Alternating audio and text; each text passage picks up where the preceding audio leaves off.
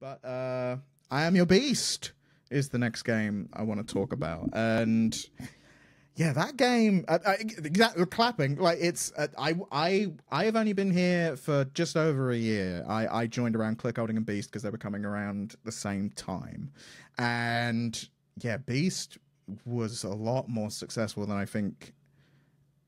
I don't know what everyone else imagined, but I feel it has caught the zeitgeist and is still being talked about and referenced and searched, and videos are being made about it consistently, like a year later, which is a great success. But I want to know where did that begin? Like, because again, you're when I joined, these two things were happening at once, like at the same time, and it felt like a lot was happening, like all at the same time. So how was the beginning of the development, and how did it all come together initially? I Am Your Beast is one of several resurrected Strange Scaffold projects now where it had a tech base and a vision, and the game both wasn't coming together, and we nearly ran out of business. We nearly went out of business, so it went dormant. And so, looking at the things that we had on hand and having a partnership with Frosty Pop that allowed for some longer term thinking around what games we'd make and how, I went back to this game and said, I think this can be really special. Let's reboot the team. Let's pull this thing together from brass tacks and fulfill it. And that's, again, my favorite version of games is the version of the game that exists. It's how you make the thing real. There were some notable iterations of it over time. It originally started as a more open worldy Far Cry thing with like a unifying structure that would make it like replayable, and that was you terrorizing a series of camps in this semi-dynamic forest over a period of time and trying to find like a tool base and a technology pipeline that would make that a sustainable Strange Scaffold scale game. But ultimately, with the team reboot and with all of the amazing contributions of the people who were part of that team, folks like Dan Pierce, folks like Jim Brown, folks like Kevin Ribeiro, stripping all sorts of pieces of that game that could have been in favor of what was and what was feasible for us to produce resulted in, again, a game I'm really, really proud of. And that shows, I think, every game is a gamble. Every game is a box where you don't know what will happen to it and who will receive it, but there's a lot of love that got put into it regardless. I think it's a great example that the size of that box doesn't necessarily determine, kind of like Click Holding, which was made in like a month and a half, what is going to come out of it. And what came out of it was a game which, yeah, really exceeded every expectation we had, at least, of where it would go. That was one of the mistakes I made on that game as a leader, was when all the wish lists started to flow in, trying to simultaneously tell the team, hey, we're going to ship still the thing that we planned, and trying to split that with, but keep in mind we have a bunch of wish lists, and having that tension in how I directed that game, as well as the environment I created for the team, I think means that we didn't ship as stably as we could have, and we didn't ship with as much health on the side of the team as we could have, because I was really giving people two different messages at the same time, and leaving a lot of stress in the middle to invisibly, among other things, cause a lot of the conditions that produce crunch, among other things, on that project. So, when you say you were telling people, like, what were those two diametric, like the base of those messages, like, because you're telling them we've got a lot of wish lists, and why would that be putting pressure on people? Well, it's more like anytime it's eyes, and then how is the game going to do to keep the studio open? Every game is an opportunity to see the studio stay open or not, is kind of how the logic of games goes. And you can still get fired even if a game does well, which is also how the logic of game goes. So one of the big things that emerged from, I think, the dichotomy was saying there's so many eyes, there's so many expectations. This can be the big one, y'all. Is different than saying, hey, even if there's a lot of, even if there is some things that can suggest this game could do really well, let's just stay the course and make what we planned to make all along that people already connected with. I think there is some nice things that came out of quote unquote rising to meet where the game seemed like it had some anticipation and heat behind it. But I honestly think we would have shipped just as good of a game. We would have done it in a much more planned and reasonable and sustainable way if we didn't have also, hey, let's be reasonable, but also it could be the big one. Let's be reasonable, but also it could be the big one. Both of those things will force you to do a Ridge Racer style drift directly into the wall of your own ambition and or fear.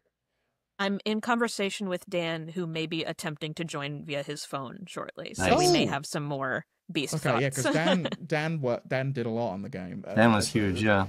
This is where the little empty hole sadly is from the loss of Dan. We do have a whole video from Dan on the YouTube though. You can check that out if he doesn't manage to make it. But yeah, I guess because I was very much like right in like when I joined onto Beast, and yeah, what was because a lot of you were on either other projects or doing something else. What was your perception of Beast? Like Romero, were you around while Beast was happening? I was around, but I was actually focused on other. I actually remember seeing some parts of what would eventually become Beast during the development of El Paso, wasn't it? I think Yeah. we did some. I saw some stuff from Zenuel, I think, who I believe was working on the game. Yeah, so And did it some was- really important stuff that ended up in the final game too. Yeah, so it was kind of tricky because I knew that the game was rolling on, I knew that the game was happening, but at the same time, I had this other large thing to worry about, which back then was El Paso, and then eventually I realized that, hey, wow, we're making a first-person shooter, and it's turning out to be, it's looking really cool and all. Kevin, who's a friend of mine, he joined the level design team for that project as well, and he was talking. He used to tell me how things were going there, and eventually it's released, and it just blows up. Like I keep seeing things, I keep seeing stuff from Iron Beast everywhere I go to, and it's really amazing. It's really wild to see that happening. I am I do have some envy though, because I do enjoy first-person shooters a lot myself, and I still want to make a first-person shooter with you guys. I want to be a part of that as well. Well, you But did that with El Paso Nightmare, right? yeah, I mean, yeah, and that was. So you wanna do it again? Yeah, definitely want to do that again. Another. Yeah, someone should make more in the I Am Your Beast canon. I don't know who would do that, but someone should. But speaking of it was wild. Like I just remember the day I think when Dunkey dropped a video, and it was just like, did anyone know that they were going to do that? I was like, no, this game's just within a zeitgeist at the moment that is a thing that has happened, and it was like, it completely blew up. Like Yeah. watching its evolution on social and seeing people that don't really know the studio all that well, seeing them playing it and talking so positively, I was just like, oh, we got a live one here. Yeah. Okay. All right. Look at this team go. Because we were cooking on turtles at this point. We were deep in Turtles land. We were in the midst of standing up our alpha. So, like, I was just peering in and watching the Beast team being like, look at you guys go. Okay, I got to go back to this, but look at you guys go. It's like And I putting was your in the face up to the chat. aquarium, and you're like, Yeah. wow. And I was in chat and being a cheerleader and be like, I believe in you. Keep going. I remember that. I will say it was making. wild. Oh, No, I'm go sorry. ahead, Dimitri, go ahead. I will say making Markiplier with click holding and then making Dunkey with I Am Your Beast in a short succession of time. I had people who people who I haven't who hadn't contacted me in like 12 years being like, hey, congratulations on clickholding, which was bizarre. And then also I Am Your Beast, people would be like, oh, hey, you were telling me about this, right? And I'm like, yeah, why is Donkey playing this game, you know? It was very Wasn't that surreal. weird? Yeah. And it all The happened same so thing fast, with too. Life Eater getting on Markiplier too. It was just like quite a few Strange Scaffold games just started getting like high-profile content creators looking at them, and it was a really cool time in the studio that Hey. kind of got me to be like, hey, I actually need to make more Strange Scaffold games. Hi, Dan. It's Dan. Dan's Hi, here. Dan. Right, so we were going to wrap on I Am Your Beast, but you're here now, Dan. Dan, Hey. you worked on I Am Your Beast. Was it good? Was working on it good? Yeah? Or like the response was good? Whole thing. I'd say the experience was Thumbs up? good. Yeah, I mean, we're talking also How about some of was the your honest. beast, Dan? We were also talking honestly was your about some of the bits that were tough on the development part. Yeah. So you can Oh, be yeah. honest about that bit too. It was okay. It was difficult when you were at clown camp. Yes. That was a whole thing. Yeah, that was a time. That's And you were real. literally, I you were remember literally, like at clown camp. There couldn't be a better way to be like, where is he? He's at clown So this camp. is the thing. It's like, So it was difficult. I should clarify this. So it was Yes. difficult in the sense that we needed more time, which we got eventually. But there was. I'm so sorry. I'm sitting by a road. thank you for joining us, Dan.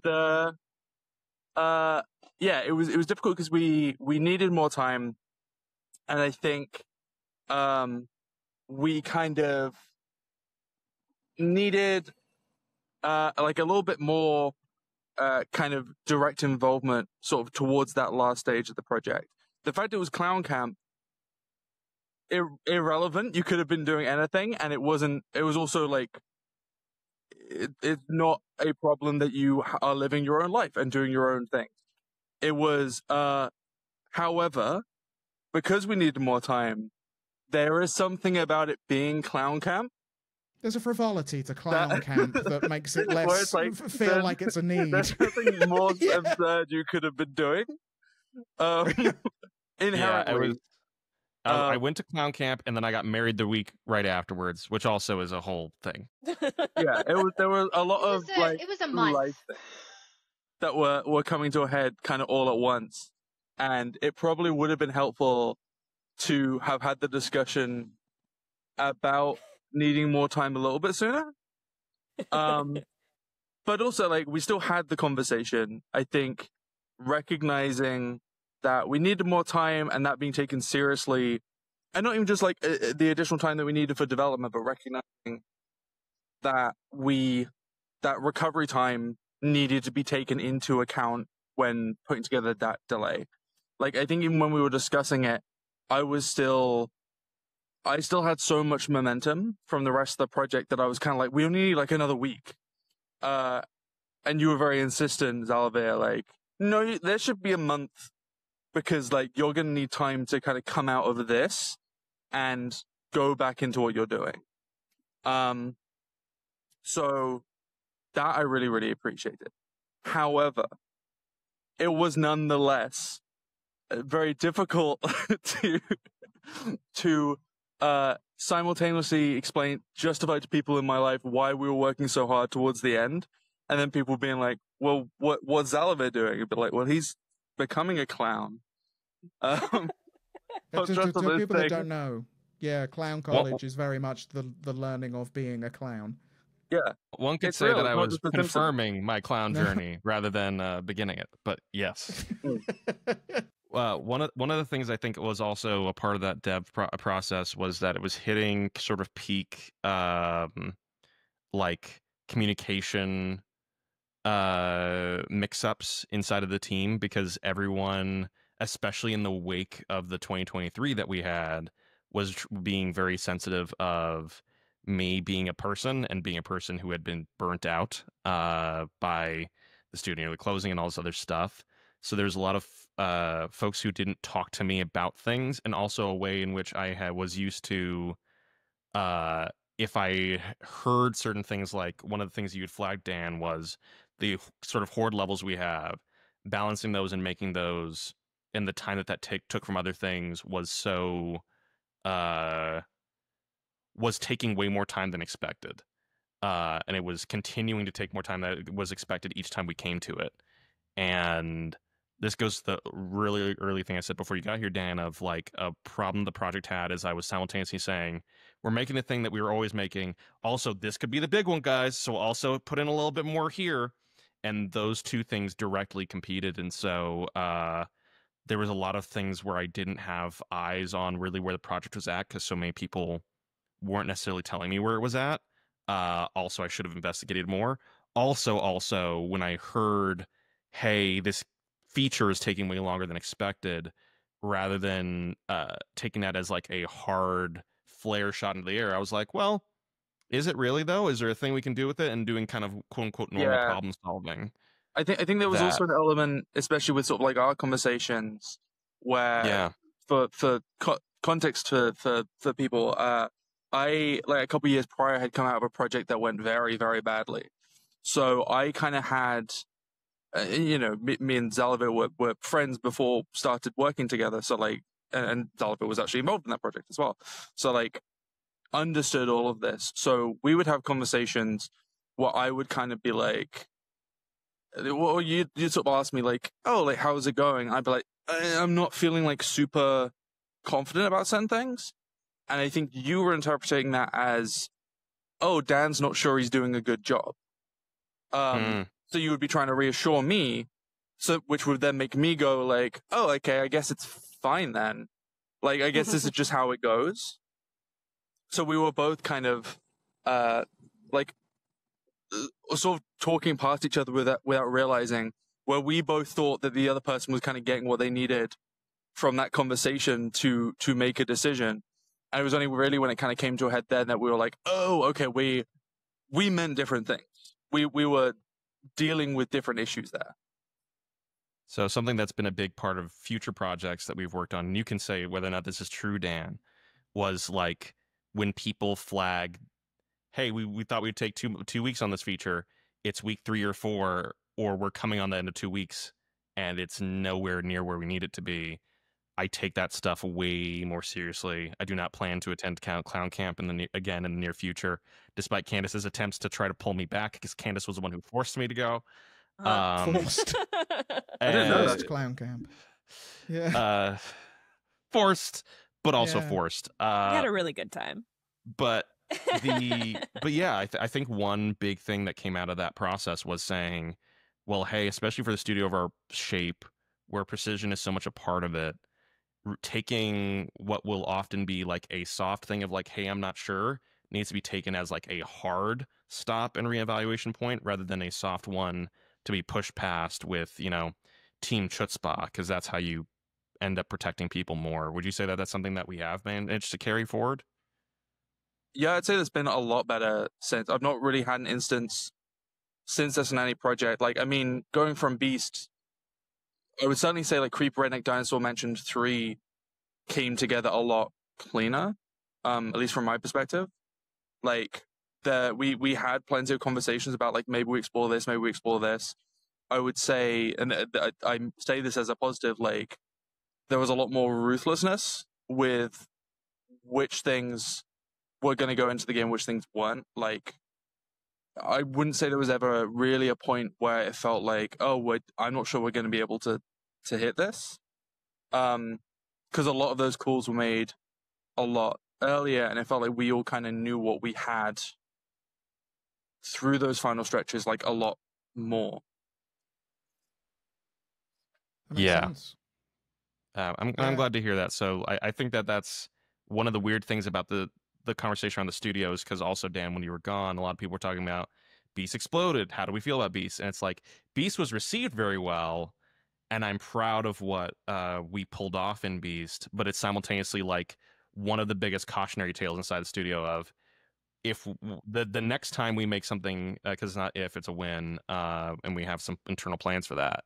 The next time we're doing things even Beast adjacent, it's part of a huge part of the way we're talking about El Paso 2, for example.